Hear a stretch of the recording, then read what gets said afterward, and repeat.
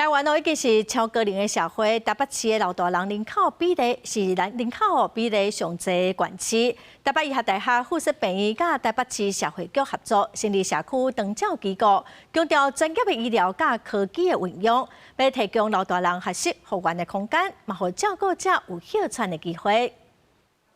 照护员陪老大人伫社区长照机构活动筋骨。这个所在是创龄社区长照机构，因应超高龄社会，北医和台北市社会局合作所成立的，就伫社会主体内面。北医董事长表示，虽然空间无大，但是有结合医疗、复健、互医疗照护延伸到社区，提供多元照顾的服务。在里面的所有的人啊。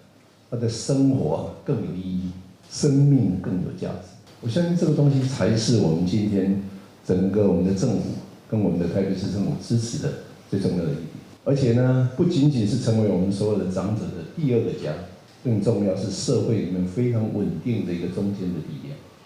政府的长照3.0今年启动，也将照顾服务转型做预防失能，亲像这个伫台北市信义区的长照机构。就甲灶骹变做老大人上好的复健教室，透过买菜煮食的过程，训练老大人赶有重量的物件、社交甲手的动作。互复健毋是医疗运动，是生活的一部分。小规模多机能的临时照顾服务，在我们的北医重有4张